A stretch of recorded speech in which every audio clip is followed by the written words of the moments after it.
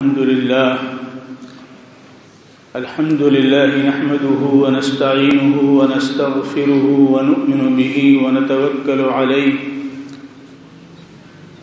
ونعوذ بالله من شرور أنفسنا ومن سيئات أعمالنا من يهده الله فلا مضل له ومن يضلله فلا هادي له ونشهد أن لا إله إلا الله وحده لا شريك له ونشهد أن سيدنا ومولانا وحبيبنا وشفيعنا ونبينا محمدا عبده ورسوله أما بعد قال الله عز وجل في القرآن المجيد والفرقان الحميد أعوذ بالله من الشيطان الرجيم بسم الله الرحمن الرحيم هل أتى على الإنسان حين من الدهر لم يكن شيئا مذكورا إنا خلقنا الإنسان من نطفة أمشاج نبتليه فجعلناه سميعا بصيرا إنا هديناه السبيل إما شاكرا وإما كفورا صدق الله العظيم. اللہ عز و جل کا ارشاد ہے جو سورہ دہر یعنی سورہ انسان کی یہ ابتدائی آیتیں ہیں کہ انسان پر ایک ایسا زمانہ آیا ہے جس میں اس کا کوئی تذکرہ نہیں تھا، کچھ بھی نہیں تھا، کسی اعتبار سے وہ تذکرے کے لائق نہیں تھا. پھر ہم نے اس کو مخلوط نطفے سے پیدا کیا تاکہ ہم اسے آزمائیں، تو اسے ہم نے قوت سماعت دی، سننے کی طاقت دی، دیکھنے کی طاقت دی، اسے سمیع اور بصیر ہم نے بنایا. پھر ہم نے اس کو یوں ہی نہیں چھوڑ دیا بلکہ اس کو راہ حق و ثواب پر گامزن رہنے کے لیے، صحیح منزل تک پہنچنے کے لیے ہم نے صحیح راہ دکھائی انبیاء علیہم السلام کو بھیج کر کے. تو ان میں وہ ہیں جو شکر گزار ہیں اور اس میں وہ بھی ہیں جو ناشکرے ہیں، جنہوں نے حق کو قبول نہیں کیا ہے.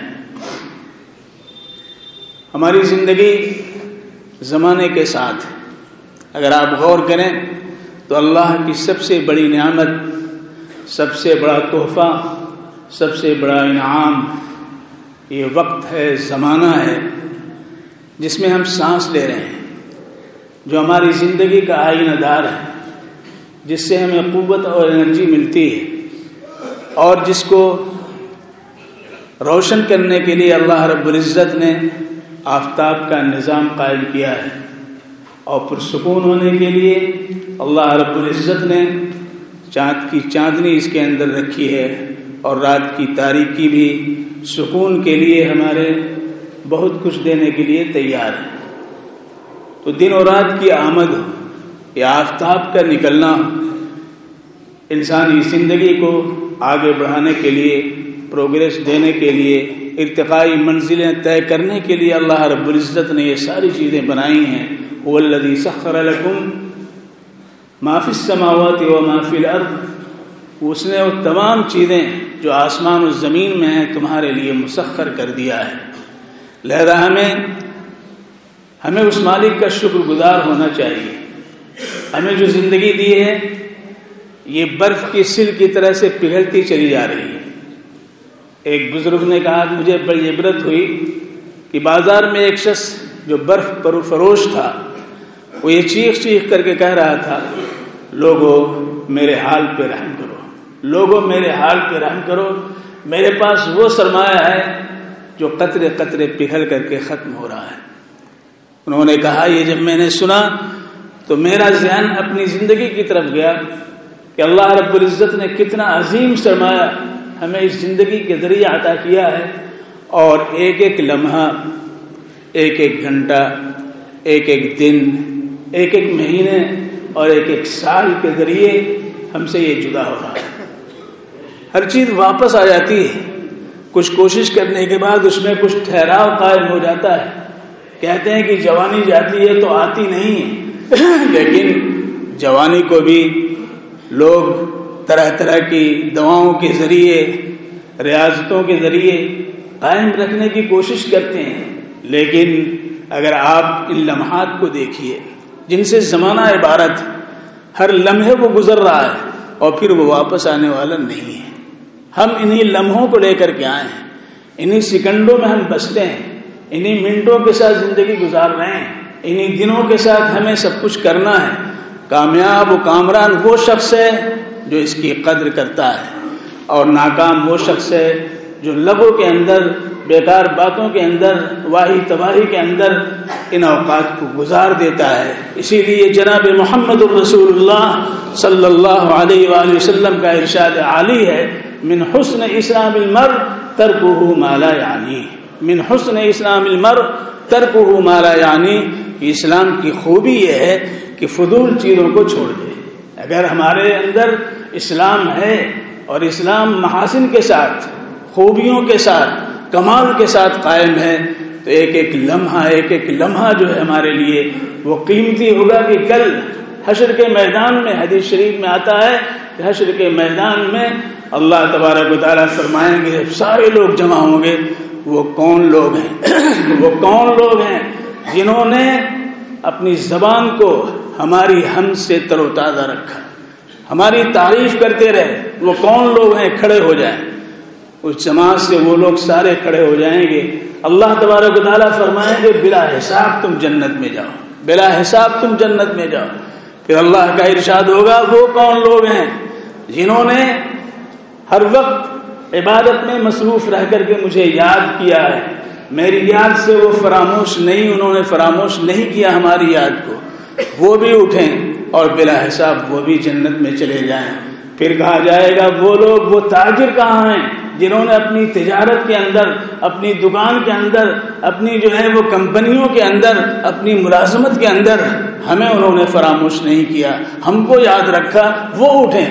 وہ سارے ایسے تجار وہ اٹھیں گے اور اللہ تبارک و تعالیٰ انہیں بلا حساب جنت میں داخل فرمائیں گے۔ یہ کون لوگ ہیں؟ یہ وہ لوگ ہیں جنہوں نے اپنے وقت کی قدر کی، ایک ایک لمحے کی قدر کی، غفلت کی زندگی نہیں گزاری۔ لہذا اللہ کے رسول صلی اللہ علیہ وآلہ وسلم نے یہ بھی فرمایا، بہت اہم حدیث ہے جو آپ کے سامنے میں پیش کرنے جا رہا ہوں۔ اللہ کے رسول نے فرمایا اغتنم خمسا قبل خمس، اغتنم خمسا قبل خمس، شبابک قبل حرمک، صحتک قبل مرضک، غناک قبل فقرک، فراغک قبل شغلک، حیاتک قبل موتک، او کما قال علیہ الصلوۃ والسلام۔ لوگوں دیکھو، مخاطب کس کے ہیں؟ حضور اکرم صلی اللہ علیہ وسلم ایک فرد کو مخاطب کر کے نہیں، ساری امت کے افراد کو مخاطب کر کے فرما رہے ہیں۔ اور سامنے ایک شخص یعید لرجل، ایک فرد کو آپ نصیحت کر رہے ہیں اور سارے صحابہ سن رہے ہیں۔ حضرت عمرو بن میمون العبدی اس حدیث کے ناقل ہیں، انہوں نے کہا کہ اللہ کے رسول نصیحت کرتے ہوئے فرما رہے تھے کہ دیکھو پانچ باتوں سے پہلے مقدم رکھو، غنیمت سمجھو پانچ کو۔ وہ پانچ چیزیں کیا ہیں؟ نمبر ایک نوجوانی، جوانی کو غنیمت سمجھو، بڑھاپے سے پہلے۔ جوانی ملی ہے، جوانی میں کھانا اچھا لگتا ہے، پینا اچھا لگتا ہے، دوڑنا اچھا لگتا ہے، بھاگنا اچھا لگتا ہے، ہر کام اچھا لگتا ہے، تو نماز بھی اچھی لگنی چاہیے، روزہ بھی اچھا لگنا چاہیے، سچائی پر قائم رہنا بھی اچھا لگنا چاہیے، دوسروں کی مدد کرنا بھی بہتر ہونا چاہیے۔ اس لیے کہ جوانی کا کام اچھا ہوتا ہے تو اللہ تبارک و تعالیٰ کو راضی کرنے کے لیے ہمیں اس جوانی کا پورا جو ہے فائدہ اٹھانا چاہیے۔ لہذا بڑھاپا آ جائے گا تو وضو روکنا مشکل ہو جائے گا، چلنا جو ہے بہت پریشانی کا باعث بن جائے گا، بیٹھنا مشکل ہو جائے گا، مسجد آئیں گے تو تلاش کریں گے صاحب کرسی مل جائے بیٹھنے کے لیے۔ کیوں؟ جوانی میں تو دوڑ رہے تھے، بڑھاپا ہے تو بیٹھا دیا، اللہ کے گھر میں بیٹھنا جو ہے مشکل ہو جاتا ہے۔ لہذا اللہ کے رسول صلی اللہ علیہ وسلم نے فرمایا اغتنم خمسا قبل خمس، شبابک قبل حرمک، اور فرمایا کہ صحت کو غنیمت سمجھو بیماری سے پہلے۔ بیماری آ جائے گی اور ہر صحت مند بیمار ہوتا ہی ہے، کہیں نہ کہیں سے بیماری آئے گی، لہذا بیماری آئے گی تو تمہیں کرنا مشکل ہو جائے گا۔ لہذا صحت کے زمانے کو، اوقات کو تم مقدم کرو خیر اور بھلائی کے لیے۔ تیسری چیز اللہ کے رسول نے فرمایا کہ غنا کا قبل فقرک، اللہ نے جو سرمایہ دیا ہے، جو مال دیا ہے، اس کو غنیمت سمجھو، اللہ کے راستے میں خرچ کرو، اللہ کے بندوں پہ خرچ کرو، اپنے اوپر اپنے خاندان والوں پہ خرچ کرو، فقیری سے پہلے، محتاجی سے پہلے۔ اور فرمایا کہ دیکھو اسی طرح سے فراغت قبل شغلک، اللہ نے تھوڑا سا جو موقع دیا، فراغت کا وقت دیا ہے، اس کو مشغول ہونے سے پہلے اس کو غنیمت سمجھو۔ پانچویں چیز اللہ کے رسول نے فرمایا زندگی کو موت سے پہلے، زندگی کو موت سے پہلے غنیمت سمجھو۔ لہذا یہ 5 چیزیں جو اللہ کے رسول صلی اللہ علیہ وسلم نے فرمائی، یہ سب کا تعلق اسی زمانے سے جس میں ہم زندگی گزار رہے ہیں۔ آج سال کا آخری دن ہے، آج سال کا آخری دن ہے، 1 سال گزر رہا ہے، اپنی کہانی کو سمیٹ کر کے جا رہا ہے، اس میں رت بجا بھی ساری چیزیں ہیں، ان میں خوشیاں اور مسرتیں اور غم و اندو المناکیاں بھی ہیں، سب وہ سمیٹ کر کے چلا جائے گا۔ ہم نے کیا پایا، ہم نے کیا سوچا؟ یہ زندگی ہمارا تو 1 سال گیا، ہمیں جو عمر ملی تھی اس کا 1 سال نکل گیا، کیا یہ جشن منانے کا موقع ہے؟ کیا یہ کیک کاٹنے کا موقع ہے؟ کیا یہ رنگ اور رقص و سرود کا یہ موقع ہے؟ غیروں نے کیا اور غیروں کے ساتھ ہم بھی آج کر رہے ہیں، اس لیے کہ جناب محمد الرسول اللہ صلی اللہ علیہ وسلم نے فرمایا کہ تم بھی انہیں رنگ میں رنگ جاؤ گے، لَتَتَّبِعُنَّ سُنَنَ مَن كَانَ قَبْلَكُمْ، تم بھی انہیں کے رنگ میں رنگ کر کے انہیں کی موافقت کرو گے، انہیں کی مطابقت کرو گے، پھر اللہ تبارک و تعالیٰ کی طرف سے وہ فیصلہ ہوگا جو ان کے بارے میں ہو چکا ہے۔ اوپر سے عذاب آیا، نیچے سے عذاب آیا، آپس میں لڑا بھڑا کر کے ان کو ختم کیا گیا، تمہارے اوپر یہ چیزیں مسلط ہو جائیں گی جب دوسروں کی، غیروں کی تم نقالی کرو گے۔ لہذا میرے بزرگوں اور دوستوں، یہ وقت ہے، یہ سال کا اختتام ہے، ہمارا سال تو قمری سال ہے، لیکن اس پہ بھی، اس کو بھی استعمال کرنے کی بات ہے، یہ اس کا بھی تذکرہ قرآن پاک کے اندر ہے۔ لہذا ہمیں کیا کرنا چاہیے، ہمیں کیا کرنا چاہیے؟ صحابہ کرام کا اس میں کیا عمل تھا، تابعین کا کیا عمل تھا، تبع تابعین کا کیا عمل تھا، ہمارے اسلاف کا کیا عمل تھا؟ ہم اس نے تلاش کرتے ہیں تو ایک حدیث معجم طبرانی اوسط کی ملتی ہے جس میں صحابہ کرام رضوان اللہ علیہم اجمعین جب سال مکمل ہوتا تھا اور آخری دن گزر کر کے پہلا دن شروع ہوتا تھا تو آپس میں جب ملتے تھے تو کیا دعا پڑھتے تھے؟ اللہم ادخلہ علینا بالامن والایمان والسلامت والاسلام ورضا من الرحمن وجوارا من الشیطان، او کما قال علیہ السلام، یہ دعا پڑھتے تھے اے اللہ اس سال کو ہمارے لیے تو لے آ امن اور عاشقی کا سال، امن و امان کا سال اور سلامتی کا یہ سال، اسلام پر عمل کرنے کے لیے سہولتیں فراہم کرنے والا سال۔ اے اللہ اس سال کو اپنی رضا کا تو ذریعہ بنا دے، اے اللہ اس سال کو شیطان سے پناہ کا تو ذریعہ بنا دے۔ یہ دعا حضرات صحابہ کرام رضوان اللہ علیہم اجمعین فرماتے تھے۔ لہذا ہمیں ان دعاؤں کا اہتمام کرنا چاہیے، اللہ کی طرف رجوع کرنا چاہیے، واہی تباہی میں، رقص و سرود میں، غنا میں اور غیروں کی نقالی سے بچنا چاہیے، ورنہ آخرت اپنی خراب کرنے والے کی ذمہ داری ہمارے اوپر ہوگی۔ اللہ ہم سب کی حفاظت فرمائے۔ وآخر دعوانا الحمدللہ رب العالمین۔